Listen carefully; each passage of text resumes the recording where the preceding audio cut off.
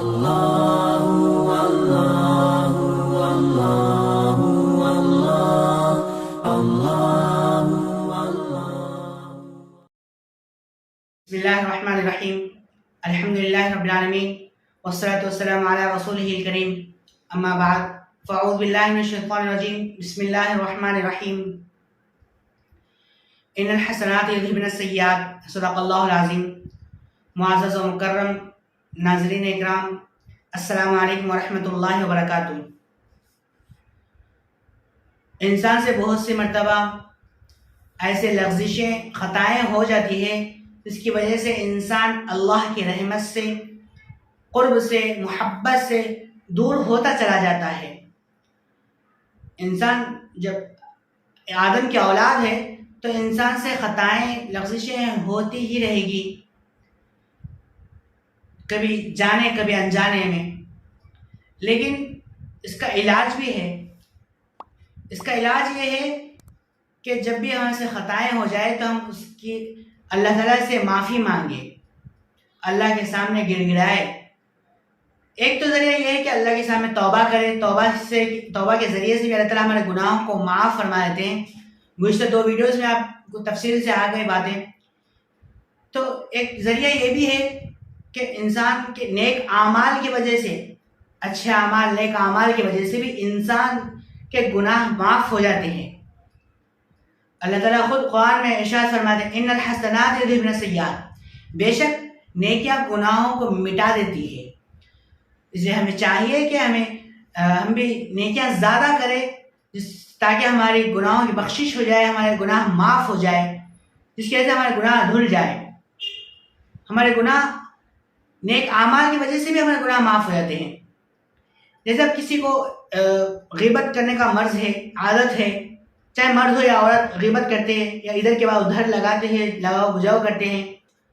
اب اسے سچی توبہ کر لے، اور سچی توبہ کر لیا، اور جس غیبت سے اللہ کے بندوں کو تکلیف پہنچاتے تھے، اور اس زبان سے اللہ کے دین کا دعوت کا کام کرے، دین کا دعوت کا کام کرے، اللہ کے بندوں کو خیر کی طرف بلائے، اب اس زبان کو دین کے لیے استعمال کرے۔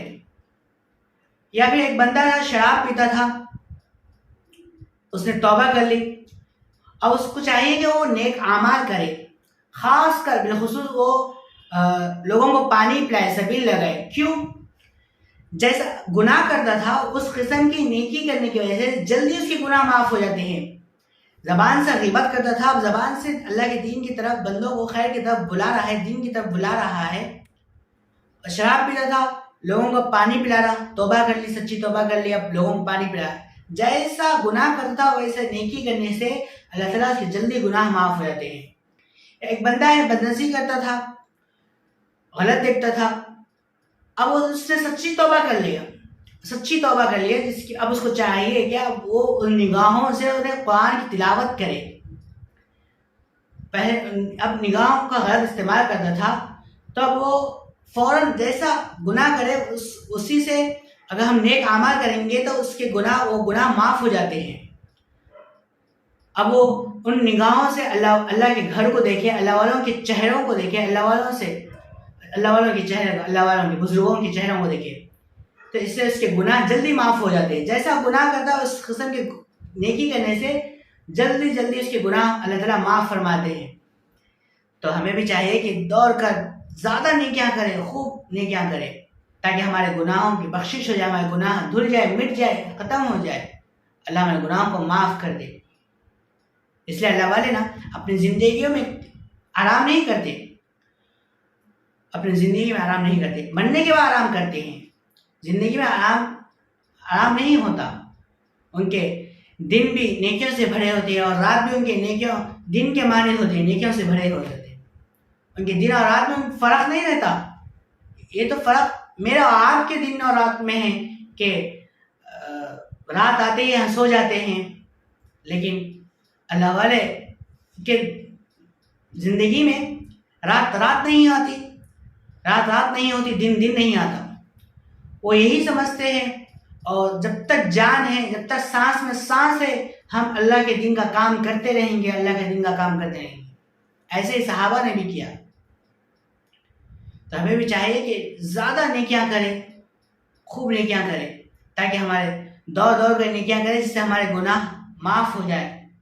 ایسے اور ایک عمل ہے دعا للمؤمنین، جس کی وجہ سے انسان کے گناہ معاف ہو جاتے ہیں۔ دعا للمؤمنین للمؤمن، جب مومن کسی کے لیے دعا کرتا ہے تو اس وجہ سے اس مومن کے بھی گناہ معاف ہو جاتے ہیں۔ حدیث میں ہے، بخاری شریف کی روایت ہے، مسلم شریف کی، اللہ کے نبی صلی اللہ علیہ وسلم نے فرمایا جب کوئی بندہ مسلمان فوت ہو جائے تو اس کے نماز جنازہ میں 40 آدمی اگر اکٹھے ہو جائے تو اللہ تعالیٰ کی شفاعت فرماتے ہیں کہ وہ بندہ مسلمان ہو، ایمان والا ہو، اور وہ انتقال ہو گیا، اس کا فوت ہو گیا، تو اس کی نماز جنازہ پڑھنے کے لیے اگر 40 آدمی شریک ہو جائے، نیک ایمان والے، توحید والے، مشرک نہ ہو، ایمان والے شریک ہو جائے اس کی نماز جنازہ کی نماز پڑھنے کے لیے، تو اس کی وجہ سے بھی میت کے گناہ معاف ہو جاتے ہیں۔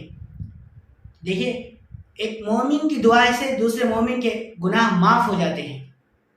اللہ کی شان دیکھیے، مومنین کی دعا پر بھی اللہ تعالیٰ گناہوں کو معاف فرما دیتے ہیں۔ تو ہمیں بھی چاہیے ہمارے گھر والوں کے لیے، دوستوں کے لیے، ساتھیوں کے لیے، ہر ایک کے لیے، امت کے لیے دعائیں کریں، کیا پتہ اللہ تعالیٰ اس دعا کی وجہ سے اس کی گناہ معاف کر دے، دعا معاف کر دیتے، گناہوں کو معاف کر دیتے اللہ تعالیٰ دعا میں لیتے۔ ایک حدیث میں آتا ہے، اللہ کے نبی صلی اللہ علیہ وسلم نے فرمایا، دوست پیٹھ پیچھے اگر دوست کے لیے دعا کرے تو اللہ تعالیٰ اس کی دعا کو قبول فرماتے ہیں۔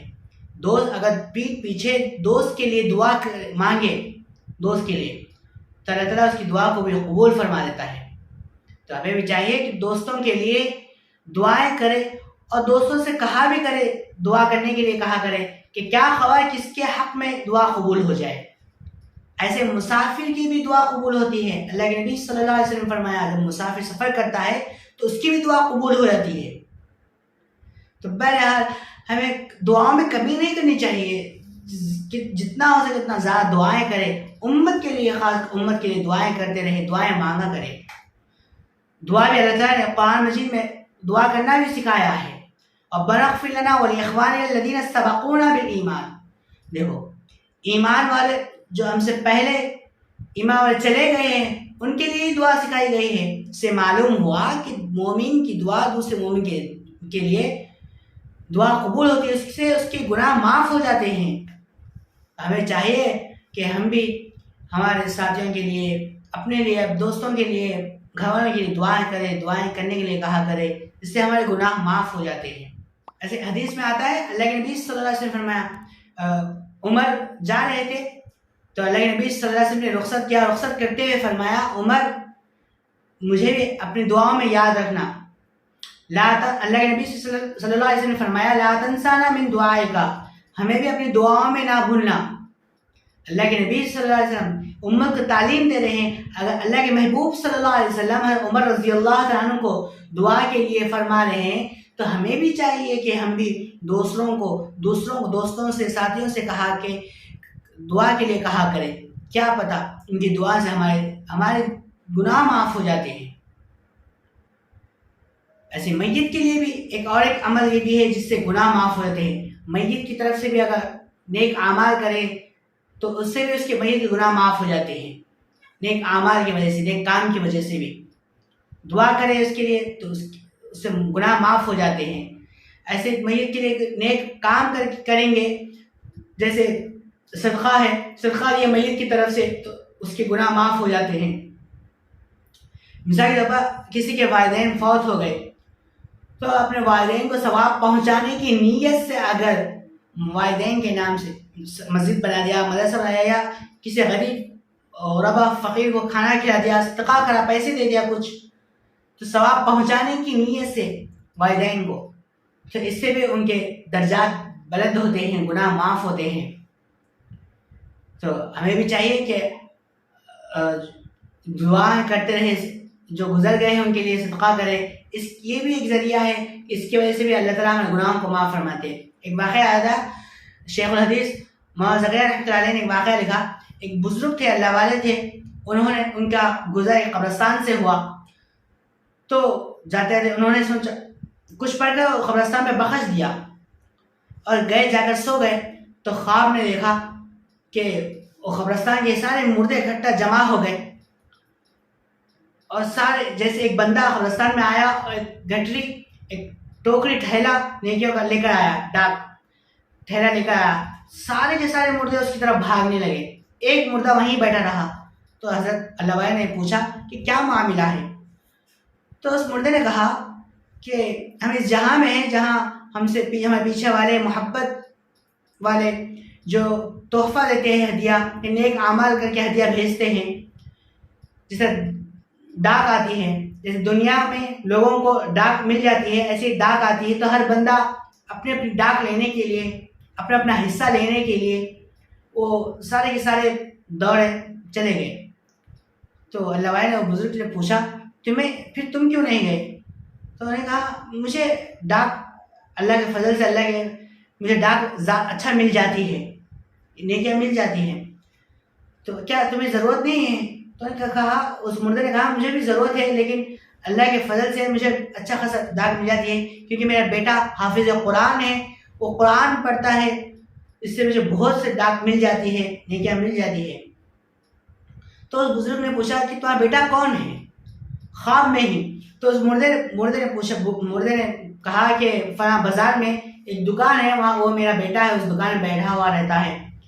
تو اگلے دن صبح میں بازار گیا وہ بزرگ، دیکھا کہ دکان میں ایک نوجوان بیٹھا ہے، گاہک آ رہے ہیں، اس کو فروخت سامان دیتا ہے، جیسے گاہک چلے جاتے ہیں تو قرآن کھولتا ہے، قرآن پڑھنا شروع کر دیتا ہے۔ تو سمجھ گئے کہ ہاں یہ قرآن کی برکت کی وجہ سے ہی اس کے والد کے درجات بلند ہوتے ہیں۔ پھر اللہ کی شان دیکھیے، کچھ عرصے بعد پھر اس بزرگ کا اس قبرستان سے گزر ہوا تو انہوں نے کچھ پڑھ کر بخش دیا سارے مردوں کو۔ پھر گئے خواب میں دیکھا، جا کر سو گئے تو خواب میں دیکھا کہ سارے مردے قبرستان ہے، ایک بندہ آیا اور گھٹری لے کر تھیلا لے کر عام نیکیاں لے کر، تو سارے کے سارے مردے بھاگ گئے، جو پہلے بیٹھا ہوا تھا وہ مردہ بھی بھاگ گیا۔ تو بزرگ نے پوچھا کیا معاملہ ہے؟ تو اس نے کہا کہ ایکسیڈنٹ میں میرا بیٹے کی فوت ہو گئے، میرا بیٹا چلے گیا، اب مجھے کوئی بھیجنے والا نیک کام کر کے مجھے کوئی نیکی ثواب پہنچانے کی نیت سے کوئی بھیجنے والا نہیں ہے، پھر ڈاک مجھے ملنے والی نہیں ہے، یہ عمومی ڈاک جو لوگ بخش کے چلے جاتے ہیں انہیں میں سے میں بھی اپنا حصہ لینے چلے جاتا ہوں۔ دیکھیے، تو نیک اعمال کر کے میت کی طرف سے عمل کر کے بھیجیں گے تو اس سے بھی مردے کے میت کے مغفرت ہوتی ہے، گناہ معاف ہوتے ہیں، درجات بلند ہوتے ہیں۔ اس لیے ہمیں بھی چاہیے ہمیں اپنے بچوں کو عالم دین بنائیں، عالم بنائیں، حافظ قرآن بنائیں، نیک بنائیں، اس کی وجہ سے ہمارے اگلے جہاں میں ہمارے کام آئے۔ اللہ سے دعا کریں اللہ تعالیٰ ہم سب کو سمجھنے عمل کرنے کی توفیق نصیب فرمائے۔ وآخر دعوانا الحمدللہ رب العالمین، آمین۔ اللہ اللہ